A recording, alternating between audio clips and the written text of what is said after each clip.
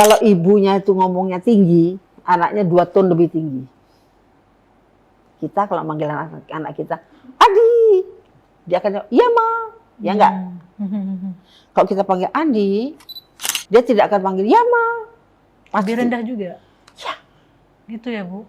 Jadi kita sendiri sebagai ibu mengatur.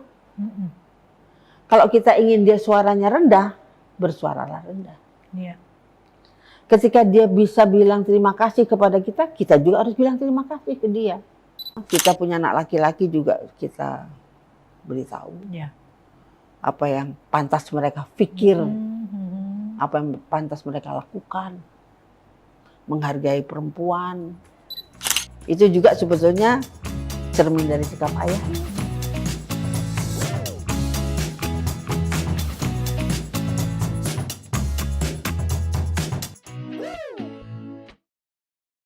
Assalamualaikum warahmatullahi wabarakatuh. Selamat malam para pemirsa Sri Poko TV dan Tribun Sumsel dimanapun berada. Jumpa lagi dengan saya Lisma di acara Women's Corner yang hadir setiap akhir pekan. Di bulan Desember ini kita ada satu momen yang sangat penting, diantaranya yaitu adalah Hari Ibu yang selalu diperingati di tanggal 22 Desember. Hari ini kita spesial mengundang salah satu legend perempuan Sumatera Selatan yang begitu banyak karyanya untuk perempuan dan khususnya untuk Indonesia. Ya, saya perkenalkan kehadiran Ibu Sri Suroso. Assalamualaikum Ibu. Waalaikumsalam Mbak. Sehat ya Ibu? Alhamdulillah. Sehatnya eyang-eyang ya. Iya. Ya, Ibu Sri Suroso adalah owner LP Karisa. Beliau juga adalah praktisi pendidikan luar sekolah, kemudian juga seorang penulis buku. Di antaranya bukunya adalah The Power of Etiquette dan Table Manner dan Tata Hidang. Jadi memang Ibu Sri ini bergerak di bidang pendidikan, kemudian juga tentang etika, bagaimana bersikap, seperti nanti kita kupas lebih lanjut. Ya, sehat ya Ibu? Alhamdulillah. Tahun ini usianya menjelang 80. Menjelang 80. Baru menjelang 80. Luar biasa. Kan tadi ada yang 86, ada 87. Iya.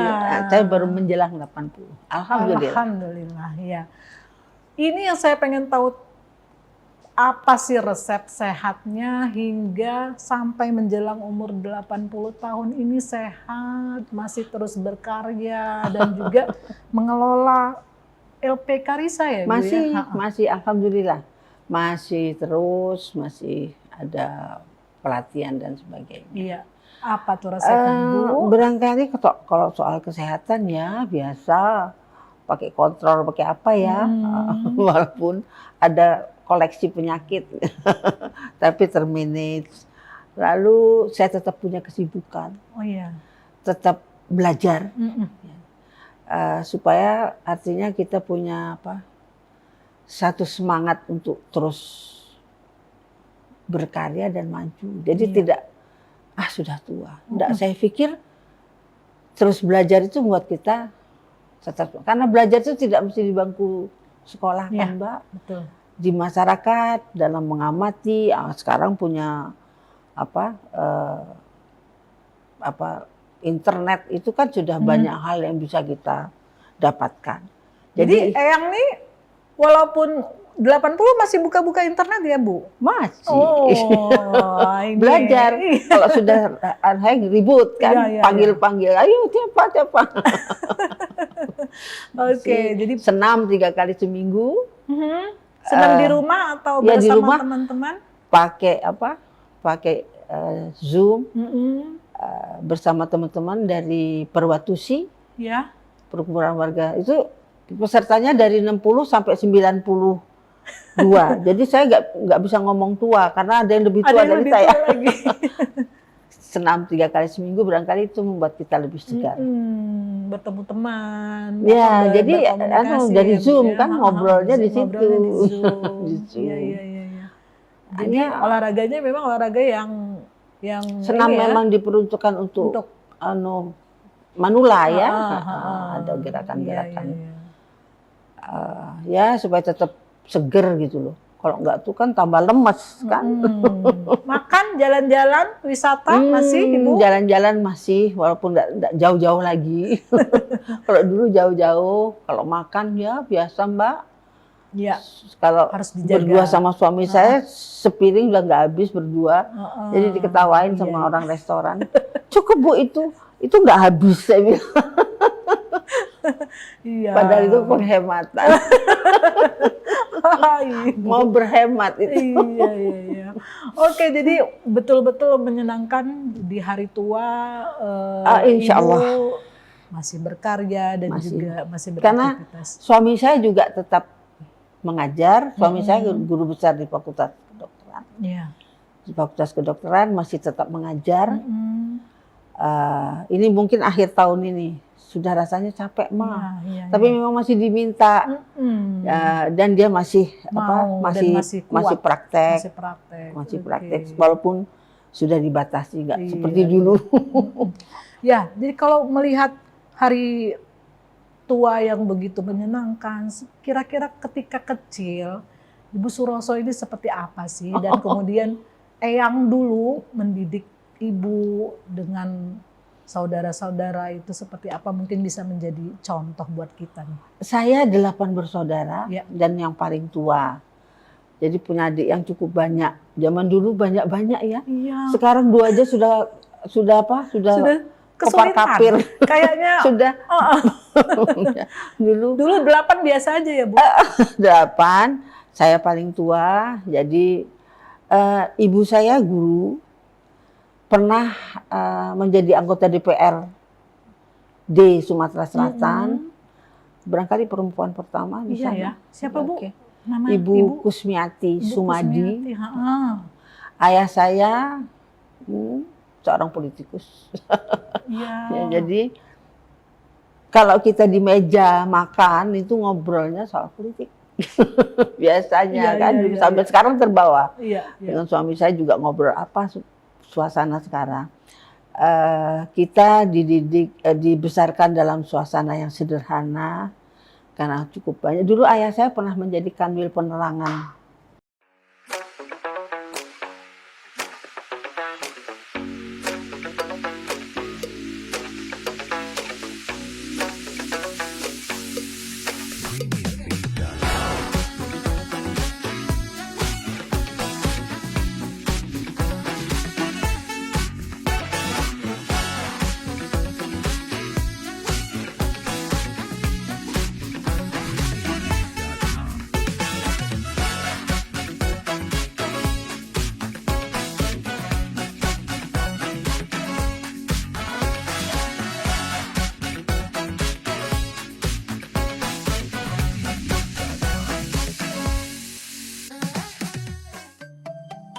Pertama di sini. Departemen Penerangan zaman dulu ya Bu ya? Zaman dulu ya. Ya hidup sederhana bersama-sama dengan adik-adik. Lalu juga saya yang paling tua yang jadi polisi. Polisi untuk adik-adik. Iya. Dan alhamdulillah semuanya bisa melakukan sesuatu sesuai dengan harapan orang tua kami. Masing-masing punya kesibukan, masing-masing bisa melakukan sesuatu yang bermakna dalam masyarakat. Itu yang paling penting. Di antara adiknya Ibu Suroso itu ada mantan Menteri Perhubungan ya Ibu? Oh iya, itu Bapak, adik saya nomor 6. Itu Ibu Bapak Budi Karya Sumadi. Kemudian yang terakhir itu yang baru dilantik ada Bunda Omi. Itu adik saya yang paling kecil. Paling kecil karena dari kecil juga sama saya. Berarti gitu Bunda Omi ini meneruskan ya? Dulu kelihatannya, Bunda dulu ya? Kelihatannya seperti itu. Pernah duduk di DPRD, ini Bunda Omi. Alhamdulillah. Alhamdulillah si bungsu ya. Mudah-mudahan dia bisa melakukan sesuatu yang tepat untuk. Kalau putra-putri Ibu Suroso seperti saya punya 5 orang anak. Lalu yang 2 yang saudara yang saya besarkan, 3 anak laki-laki saya, masing-masing punya kegiatan sendiri-sendiri. ada yang jadi dokter kulit sama dengan bapaknya, lalu Omi yang bersama saya masuk ke dunia politik ya, dari pertanian dia, lalu di bawahnya dari fakultas hukum, dari hukum, yang di bawahnya lagi dari arsitek, lalu yang paling kecil sipil. Yang sipil itu balik ke Unsri, jadi menjadi dosen di fakultas teknik Unsri. Dan Cicit ada berapa Ibu sekarang? Cucu 9. Cucu 9. Cicit 1. Cicit 1. Besar jadi keluarganya ya Bu ya. Sudah kumpul, sudah nggak ngundang orang lain ya. Udah rame. Alhamdulillah. Udah rame, iya. Oke Bu, kita ke tema kita nih. Kita ini akan besok nih 22 Desember akan menjadi hari peringatan Hari Ibu. Nah, boleh Ibu kasih tahu sedikit sebenarnya peringatan Hari Ibu nih apa sih maknanya buat kita nih Bu? Sebagai perempuan ya. Kadang-kadang sering disalahartikan seperti Mother's Day. Sejarah dari Hari Ibu itu sendiri adalah Kongres Perempuan yang pertama tahun 28, di mana ada Kongres Pemuda dan ini perempuan. Jadi satu acara keberadaan perempuan yang ikut dalam Kongres kebangsaan. Kebangsaan. Jadi ini mungkin juga akan berbeda dengan perempuan secara domestik, maaf aja dibilang domestik. Saya juga domestik ya. Jadi seperti halnya di Mother's Day itu mereka perempuan sebagai ibu, perempuan dalam keluarganya.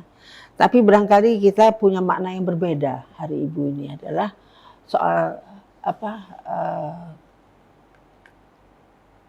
keberadaan perempuan dalam dunia, dalam kebangsaan kita, dalam dunia politik dan sebagainya, juga keberadaan perempuan dalam keluarganya.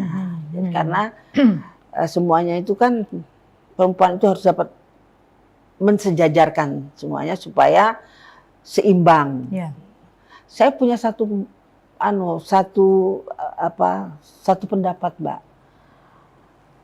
Ketika perempuan itu menjabat, nomor satu orang akan tanya, mampu gak nih awak betino? Ya kan? Satu. Bahasa Palembangnya Bu ya. Yang kedua, ketika dia menjabat, dia tidak akan lepas dari urusan rumah tangga. Karena itu, saya selalu katakan bahwa perempuan itu menjadi beban yang ganda, punya beban ganda. Selain keluar sebagai anggota masyarakat, bekerja maupun apa, yang kedua dia urusan rumah tangganya masih tetap, hari ini masa apa, besok masa apa, anak-anak seperti apa, itu tetap ada di pundaknya. Jadi ketika perempuan mencapai sesuatu posisi itu saya biasanya akan salut karena dia harus mengerjakan sesuatu secara sejalan antara karirnya dan tanggung jawabnya sebagai perempuan dalam keluarganya. Iya. Berarti memaknainya itu supaya kita lebih baik lagi ya. Makna Hari Ibu untuk saya adalah suatu hari yang mengingatkan kita sebagai perempuan anak bangsa. Yang peran ganda tadi ya Bu? Iya, perempuan anak bangsa, juga perempuan di dunia keperempuannya sebagai seorang ibu. Ibu, istri, kan punya tanggung jawab yang harus dia selesaikan juga. Kan? Jadi, tapi sekarang barangkali pria sudah agak lebih lumayan, sudah punya toleransi, di mana kalau di rumah sudah mau ikut-ikut bantu. Sekarang malah ada quote-nya gini Bu, sekarang laki-laki itu lebih susah karena lebih banyak sekarang perempuan mandiri. Jadi susah cari pasangan karena semakin banyak perempuan mandiri. Gimana Ibu? Bukan, artinya ada sebagian sebagian orang tidak mau perempuan mandiri ya. Iya, jadinya Maunya seperti seolah-olah ya, Bu. dulu. Iya, tapi sekarang artinya dalam keluarga itu pria sudah tidak sungkan untuk dia ikut juga ngurus anak-anaknya, ngomong anaknya di waktu senggang bersama-sama. Juga kalau saya sih sudah dari dulu, begitu menikah sudah bagi tugas. Oke, yang nyuci siapa, yang gosok siapa. Ya. Kan kita gak ada orang lain. Jadi, Mas bantu nyuci. Gosok enggak usah, saya nyuci aja, nanti yang jemur saya supaya lebih rapi. Biasanya bapak-bapak kan disampir ceplok. Jadi di era saya sudah seperti itu. Ya, ayah saya juga, tapi tidak semua keluarga di angkatan ayah saya itu yang melakukan seperti itu. Tapi kalau ayah saya juga begitu, sudah dalam kondisi seperti itu bersama ibu saya. Artinya dia tidak sungkan untuk melakukan sesuatu di rumah. Tapi waktu saat-saat itu tidak semua pria mau begitu, ya kan? Datang, pulang, duduk, ngerokok. Situ sudah ada teh hangat. Patriarkinya masih kental ya, Bu. Ya, artinya dalam posisi yang, karena bukan itu juga, itu pendidikan dalam keluarga juga, Mbak. Iya. Oke. Nah, terkait sekarang tantangannya seperti apa, Bu? Jadi kalau sekarang kan makin banyak perempuan yang aktif sebagai perannya di luar masyarakat ya, di lingkungan masyarakat. Tantangan terbesar yang Ibu lihat apa nih zaman sekarang untuk perempuan? Tantangan dia harus membangun kepercayaan orang lain bahwa dia bisa. Iya. Karena itu tadi ya, kamu bisa apa gitu ya, Bu ya? Betino. Kan? Nah, dia nomor satu dia harus bisa. Iya. Membuktikan bahwa dia memang bisa. Kapan dia bisa? Berarti dia harus mau belajar. Iya. Tetap mengembangkan diri, tetap melakukan peningkatan kualitas dirinya supaya memang dia bisa melakukan itu. Ketika pejabat laki-laki orang tidak akan tanya, ya sudah itu. Tapi ketika itu perempuan yang ditaruh di situ, ada pertanyaan secara tersamar ya. Perempuan ya itu sudah suatu ini ya. Artinya kita perempuan harus membuktikan bahwa memang kita bisa. Untuk bisa siap untuk belajar, siap untuk beradaptasi, siap untuk bertanggung jawab. Nah, kalau perempuan tidak bekerja hanya di rumah saja, itu pun sekarang dianggap sebagai perempuan bekerja, Bu. Karena di rumah pun kerjaannya nggak selesai-selesai 24 jam. Oh iya, memang. Jadi untuk ibu perempuan-perempuan yang tetap bekerja di rumah, harapannya seperti apa, Ibu? Iya, artinya bukan berarti dia tidak perlu meningkatkan dirinya. Iya. Tetap juga untuk bisa memanage keluarga kan perlu pengetahuan juga. Bagaimana dia menghandle anak-anak, bagaimana mengurus rumah supaya nggak lelahnya nggak karuan gitu loh. Jangan anggap Ibu nggak bekerja ya, Bu. Kalau cuma di rumah saya gitu suruh kan. milih, saya nggak mau. Karena itu capek secara fisik juga capek secara mental. Iya.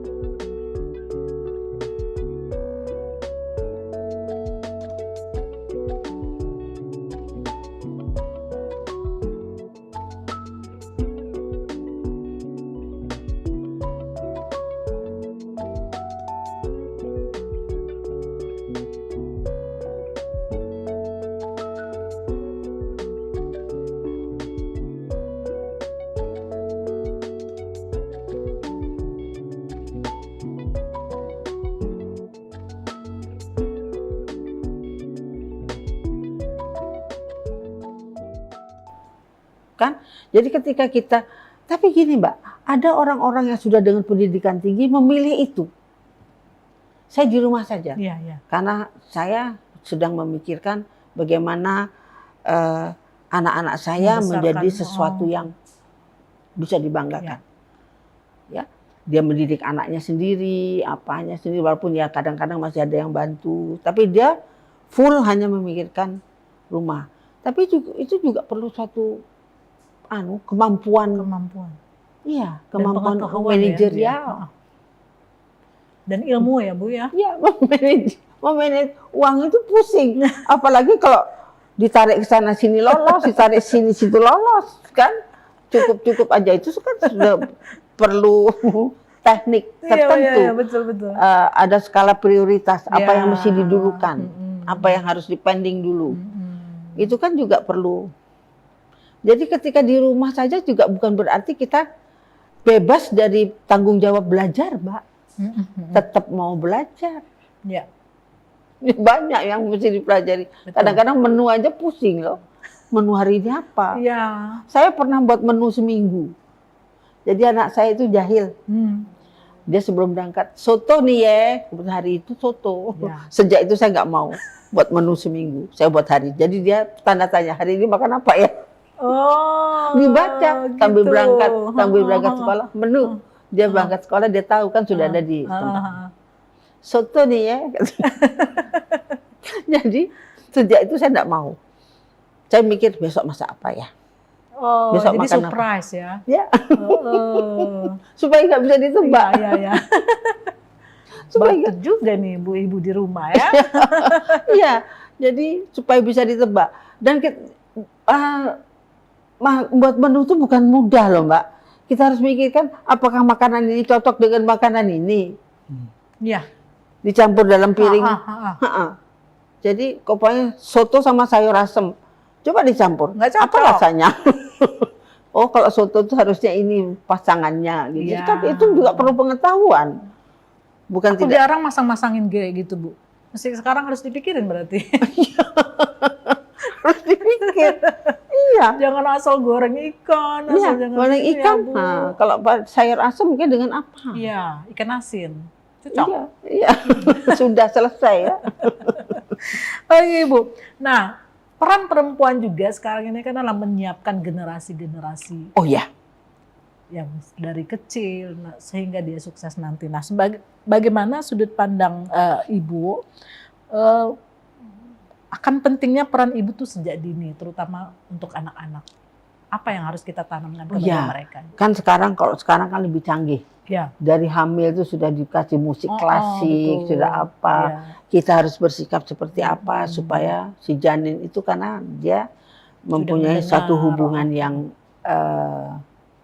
sangat dekat dengan ibunya. Jadi kita sudah harus jaga mulut, enggak boleh mengatakan sesuatu. Itu kalau begitu dari zaman dulu loh Mbak. Sebenarnya ya Bu ya. Kalau dipikir-pikir benar juga. Dengan pengetahuan mereka yang sederhana, mereka sudah berpikir pendidikan prenatal. Ya. Ya.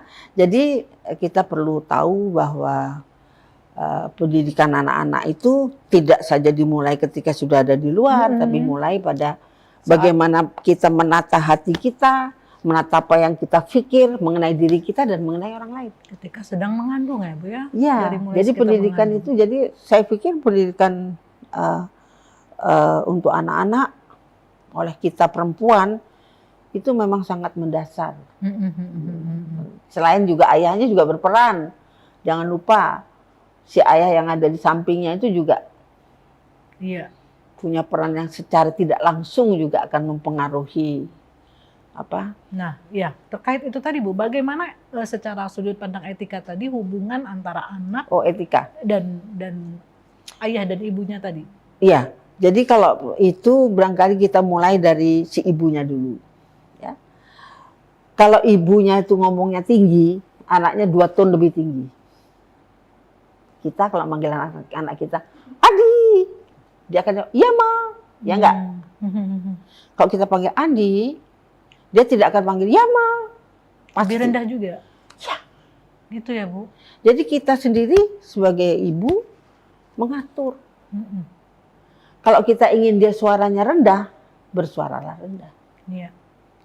Ketika dia bisa bilang terima kasih kepada kita, kita juga harus bilang terima kasih ke dia. Karena mereka itu kan seperti kaca. Iya. Cerminan ya, Bu ya. Ya. Jadi ketika Anda memanggil anak itu dengan nada yang tinggi, jangan berharap dia akan menjawab Anda dengan nada yang rendah. Akan ada seperti itu. Iya. Jadi dalam menanamkan etika itu berarti kita harus, untuk itu perlu belajar. Iya. Karena sekarang belajar mudah kok, Mbak. Buka internet aja kita sudah bisa tahu apa-apa, sudah jadi pinter kok. Asal Belajar public yang speaking dipilih aja itu bisa ya, Iya. yang benar-benar kita pilih ya Bu ya. Bisa. Heeh. Jadi pandai memilih dan memilah sesuatu yang penting. Jadi kalau mengharapkan anaknya suaranya rendah, kita bersuara rendah. Iya. Jadi mulai dari kita sendiri, jangan mengharapkan dia dulu, tapi kita mulai. Itu berarti juga harus sejajar dengan suami. Kita suara rendah, suaminya juga suaranya tinggi ya enggak? Nggak masuk. Jadi harus bersama-sama karena anak-anak itu tetap tanggung jawab bersama. Ya. Ya persoalan di zaman sekarang juga seputar itu Bu. Jadi kayaknya antara orang yang lebih muda dengan orang yang lebih tua itu etikanya Saya sedih loh, udah Mbak. seperti apa gitu sekarang. Saya ya, Bu? sedih benar, saya sedih. Saya nggak tahu salahnya tuh di mana. Iya. Rasa santun itu sekarang kok makin menipis. Iya. Menghargai orang lain itu sekarang kok menjadi sesuatu yang mahal. Sedih. Ya. Ada kejadian kemarin di anak-anak dunia kedokteran Iya, itu, betul. ya. Saya sendiri di Unsri lebih dari 10 tahun ketemu dengan anak-anak yang baru masuk. Memang kita tidak bisa banyak waktu karena saya dikasih hanya 1 jam bicara dengan mereka yang orang 1000. Iya. Tapi saya katakan dasarnya. Apa yang kamu peroleh adalah sesuatu yang kamu berikan kepada orang lain. Jadi kalau kamu kasar sama orang lain, jangan marah ke orang lain kasar. Dan kita ketika melakukan sesuatu itu tetap pada satu titik awal timbang rasa. Kalau kita ada bahasa Palembang kan, ngukur baju di badan. Iya. Tidak lemak di diri berarti tidak lemak dengan orang lain.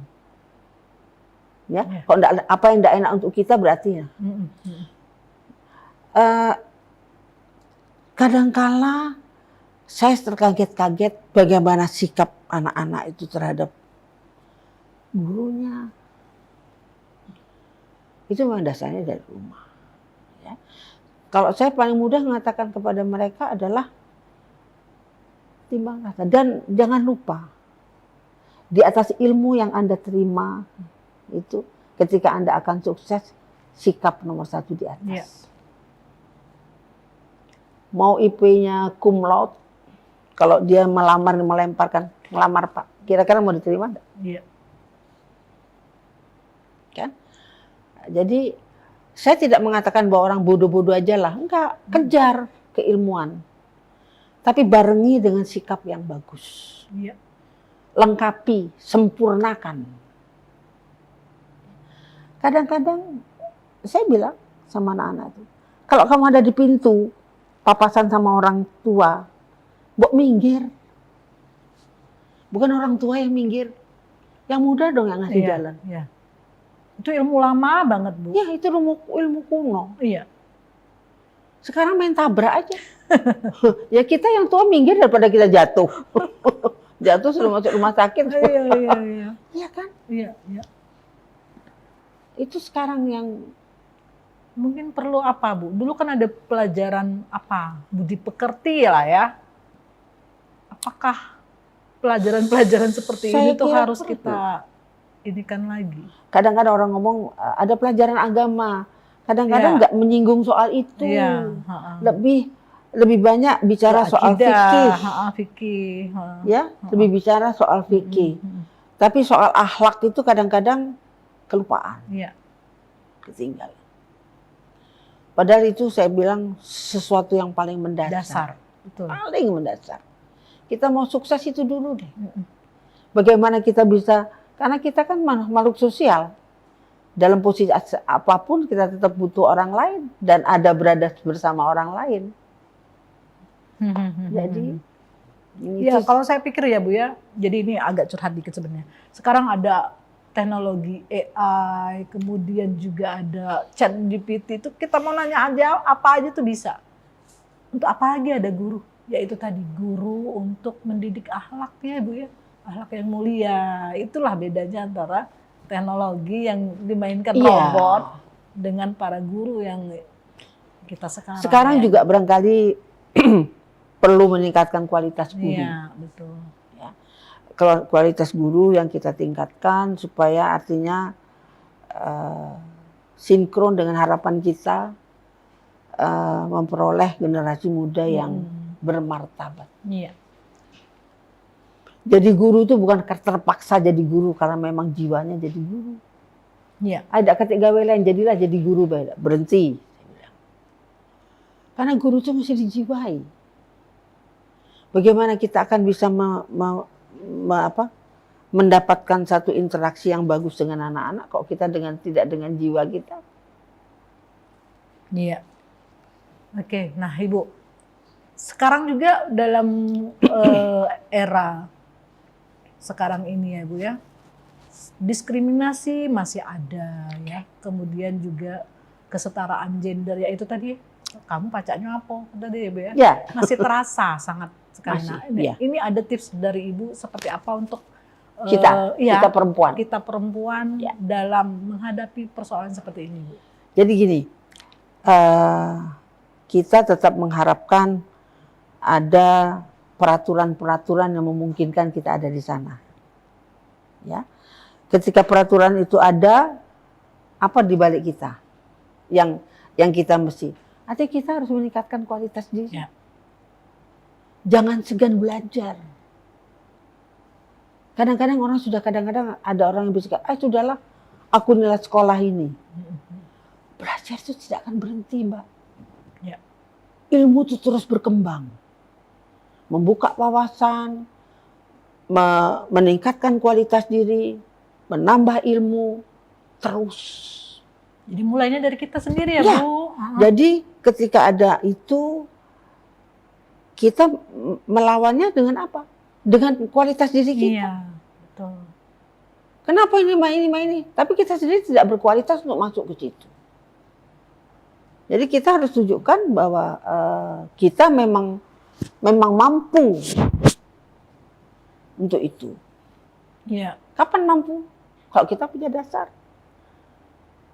Punya dasar apa? Dasar ilmu, dasar pengetahuan, dasar pengalaman. Tidak malu belajar, tidak malu bertanya. Jangan ngerasa pacaklah pinter. Karena saya selalu kadang-kadang kalau membaca apa, oh ada ini ya, saya tidak tahu. Sekarang kan banyak soal public speaking ya. Oh teorinya, saya ini orangnya lebih pakai feeling. Oh rupanya benar, sudah saya lakukan. Oh ilmunya, teorinya begini, terus lo belajar. Dalam usia saya sekarang ini tetap, si itu ngomong apa?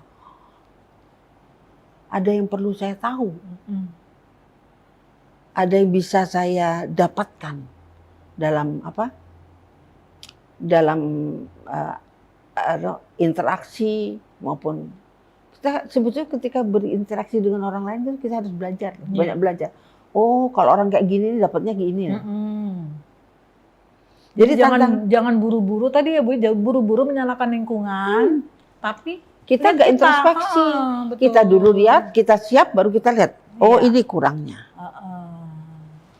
Kan? Itu yang smart ya Bu ya, perempuan yang smart tuh seperti itu harus ya, Bu, kuat. Ya. Karena tantangan untuk kita tuh double. Nilai orang tuh ke kita double. Bisa apa? Iya. Ketika pria ada di sana kan nggak pernah ada pertanyaan. Oh iya memang dia harus di satu. Tapi ketika perempuan ada di situ orang tanya dulu. Underestimate tadi ya Bu ya. Underestimate. Untuk itu ya kita sendiri bisa ngatasi. Ya. Tuh, setuju saya Bu. Kalau kita cuma nyalahin orang, kita sendiri selesai. Apalagi ada satu orang yang kemabuan kayak dia itulah yang pacak. Mabuk ganja, mabuk kepayang. Ya Kepayang Allah. itu apa ya? Buah ya? Iya. Orang suka mabuk ya Kepayang, makanya. kalau ini Bu suka bikin Memang pusing ada. gitu buah kepayang. Saya tuh di Lahat tuh ada buah kepayang kayak gitu. Oh iya. Iya. Saya cuma dengar namanya tapi nggak pernah lihat. Oke, jadi ya teman-teman, jadi ini pesan ibu kita nih. Jadi kalau supaya kita tuh dihargai orang lain, ya itu tadi ya. Coba kita Tetap mau belajar. iya mau belajar. Gini, Mbak. Ketika perempuan ada di situ, dia harus belajar 2 kali lipat. Iya. Perbaiki diri, terus meningkatkan 2 kali kualitas lipat diri. dari pria. Iya. Kalau pria orang nggak ribut. Tapi ketika seorang perempuan melakukan kesalahan, biasa betina. Enak. Saya paling keki itu. Enak biasa betina. Iya. Betina. Selalu ya Bu ya, sering itu masih itu. Iya, jadi justru tantangan kita 2 kali lipat dari pria. Iya. Jangan merasa bahwa sudah ada di situ, Iya.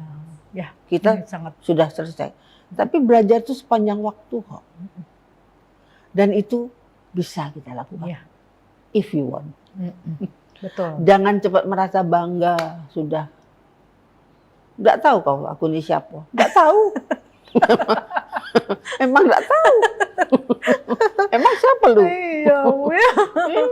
Jangan sombong, tetap humble, tetap mau belajar ya Bu ya. Wah, tugas beratnya perempuan. Ketika kita sampai ke sini masih ada yang di sini kok. Iya. Kejadian kemarin itu karena kesombongan. Iya. Karena sombong. Oke Bu. Nah, kita masih nih persoalan perempuan lagi nih. Belakangan 2024 ini sangat banyak masih terjadi pelecehan seksual terhadap perempuan. Terakhir kan kemarin ada kasus apa gitu ya Bu ya. Banyak sekali yang bisa kita lihat. Nah, ini apa saran Ibu dan apa yang harus diperbaiki dari sisi perempuannya Ibu? Apa yang terjadi nih sebenarnya? Masih ada. Kalau dari sisi pelecehan secara fisik berarti kita mesti baca Bu Gocol. Iya. Ya, jadi tidak lemah secara fisik ya, oke. Sekarang ini susah, Mbak. Tontonan di mana-mana itu cabul. Kita buka itu aja, loh kok keluar gambar sini? Kita nggak minta. Jadi kita akan minta Kominfo, gimana itu dikontrol? Tutup semua. Sangat pengaruh itu ya Bu ya, Ya, terhadap sikap jadi orang-orang itu juga terancam lah. Iya. Yang secara fisik nggak utuh aja masih berusaha untuk melecehkan seperti itu. Jadi barangkali bantuan pertama dari situ.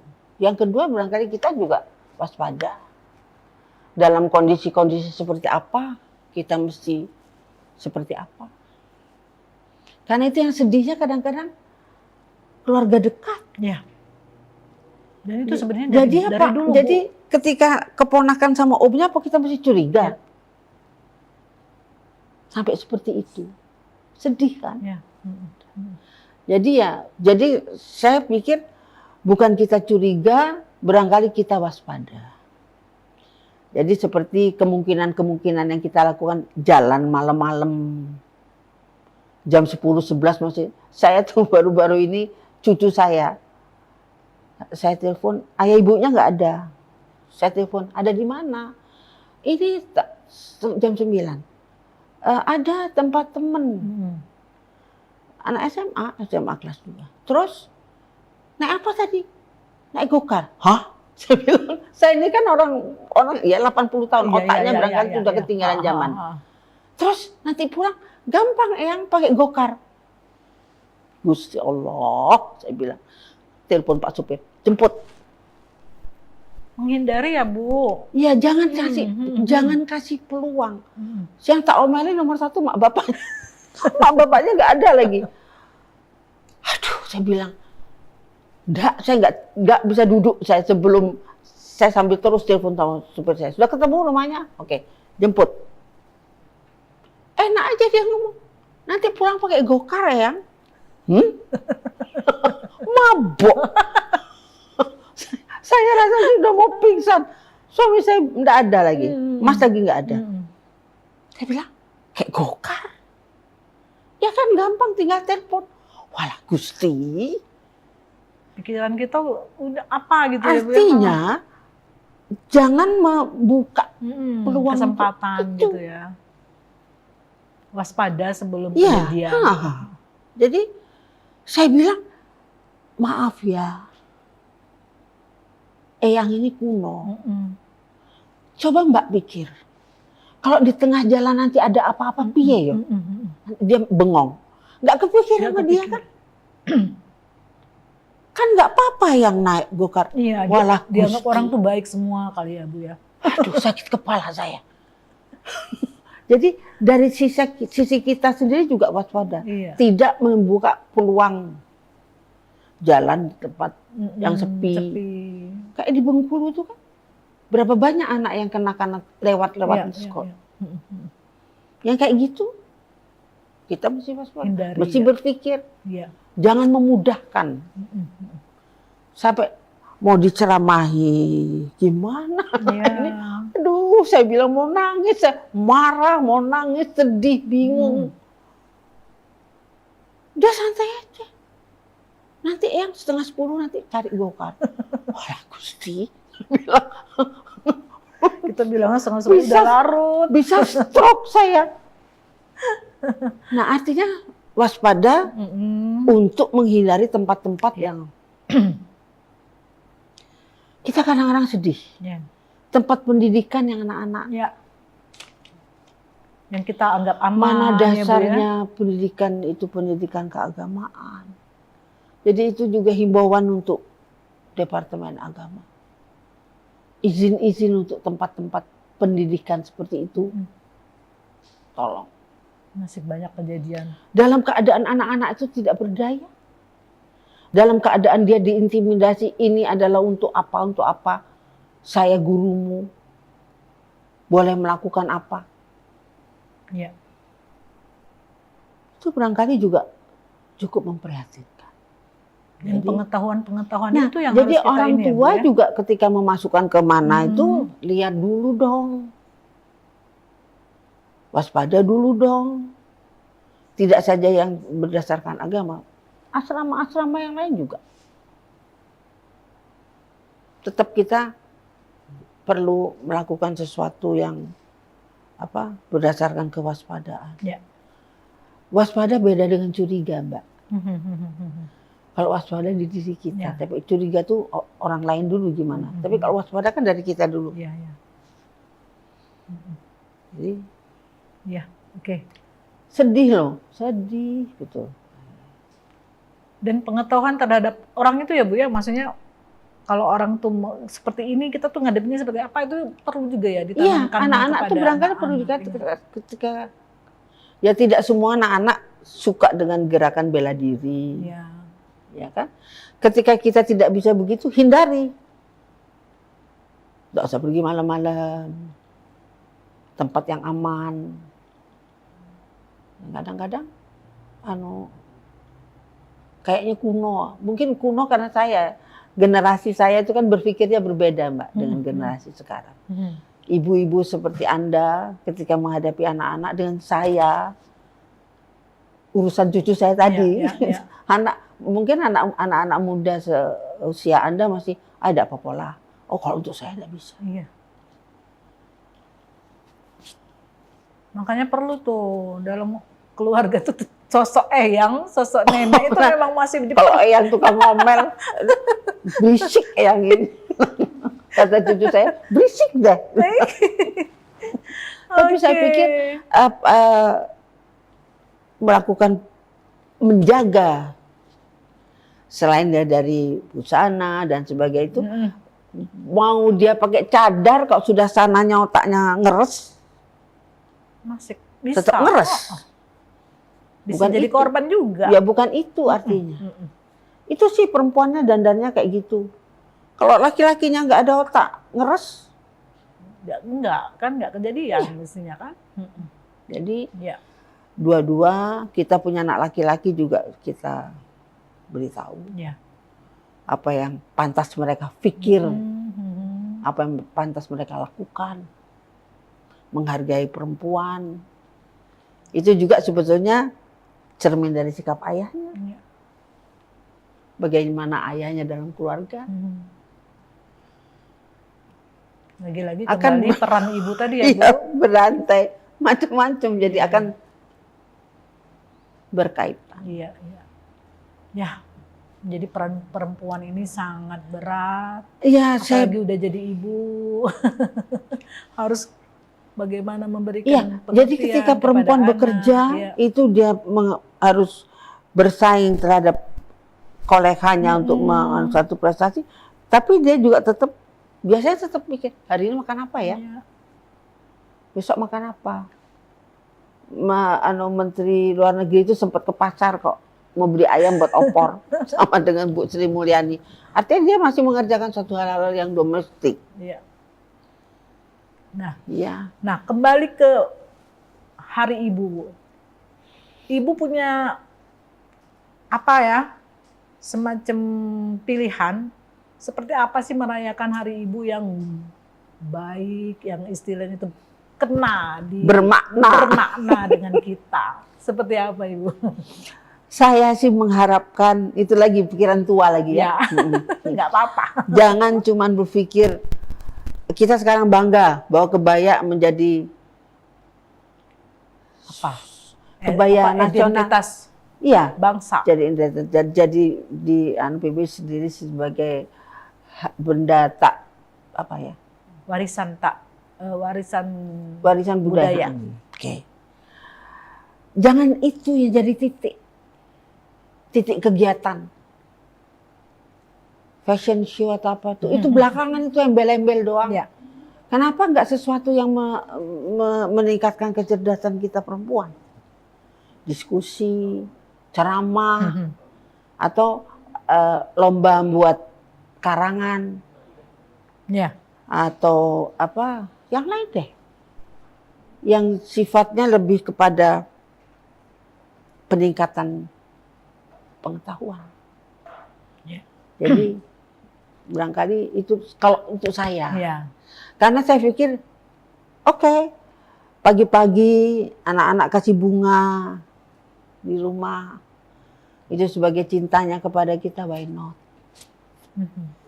Ya, sebagai seorang perempuan dalam keluarga, tapi barangkali perlu diisi dengan sesuatu yang nyusun menu.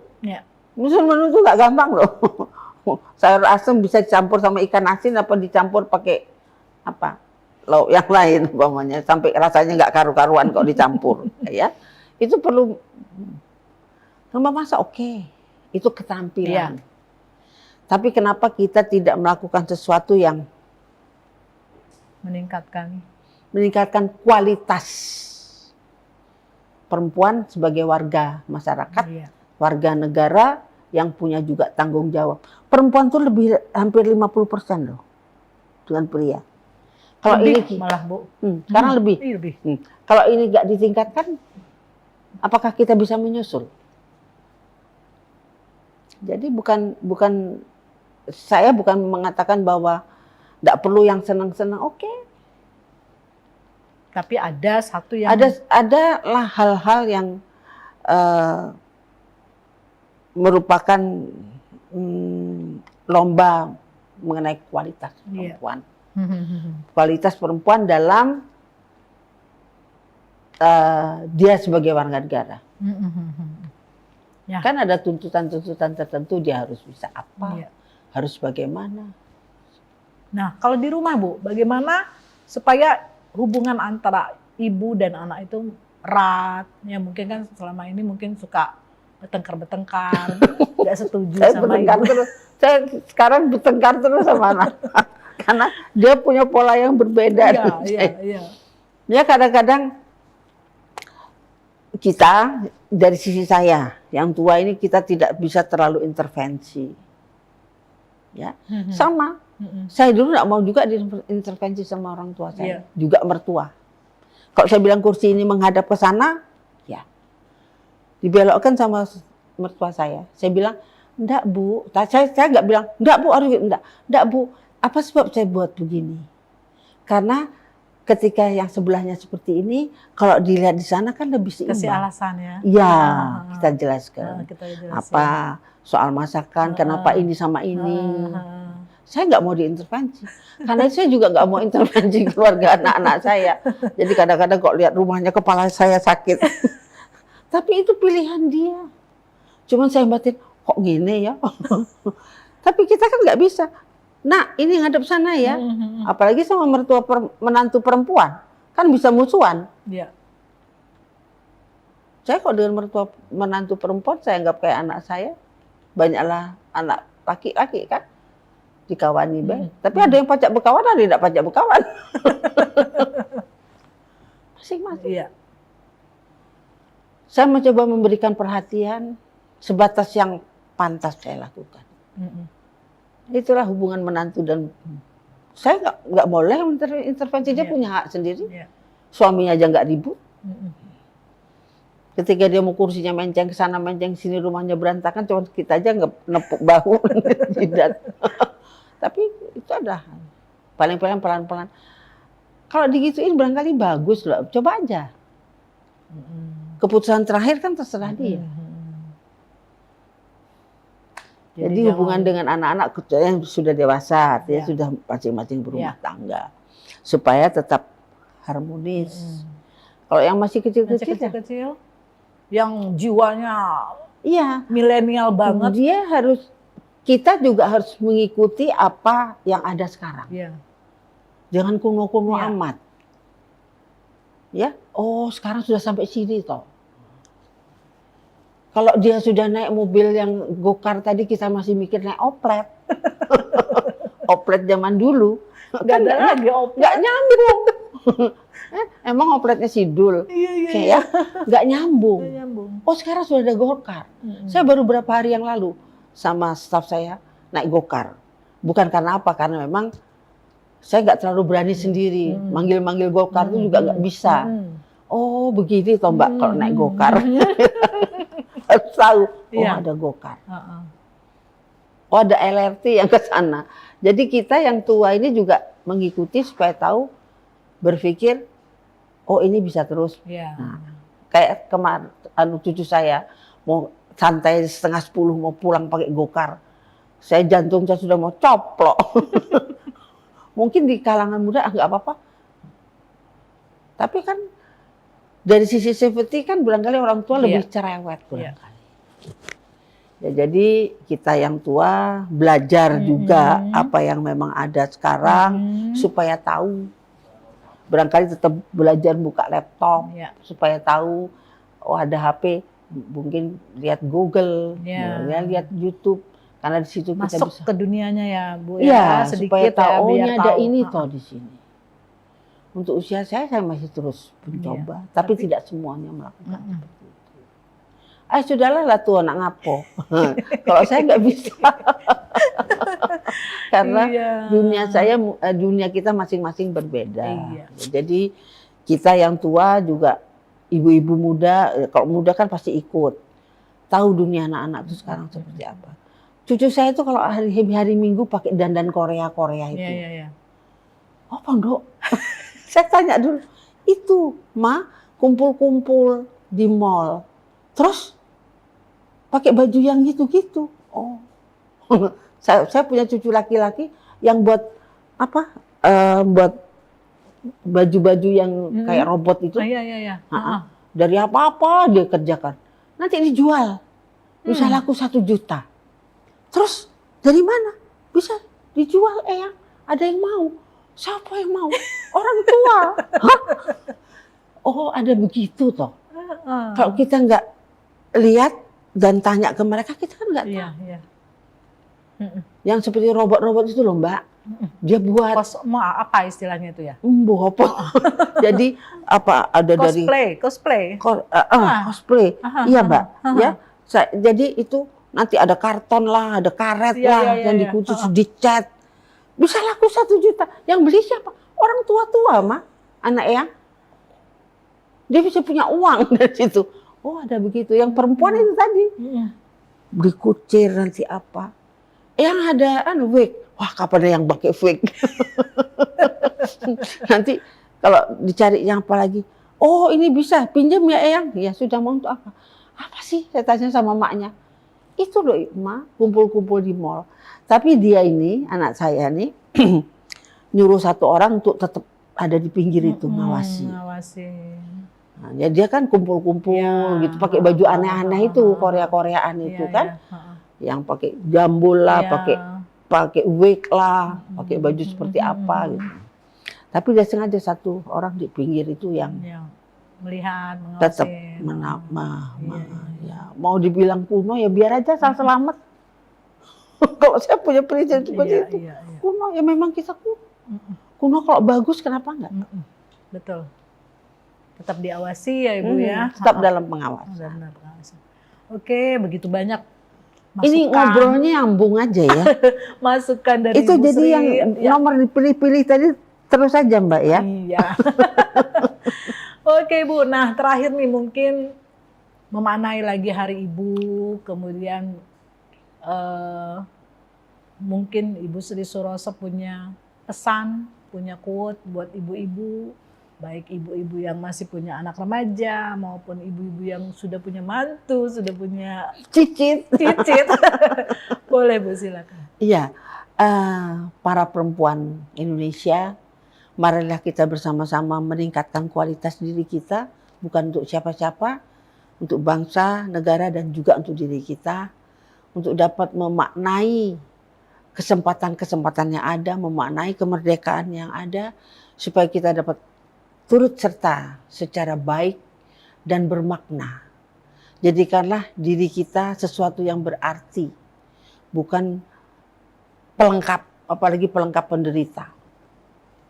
Dengan itu perlu tingkatkan kualitas diri. Tetap mau belajar dari manapun, dari siapapun.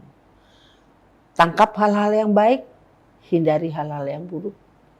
Untuk kita menjadi perempuan yang utama, utamakanlah sikap baik di atas keilmuanmu. Ilmu yang dilengkapi dengan sikap yang baik akan membuka kesempatanmu di mana saja, kapan saja, berhadapan dengan siapapun.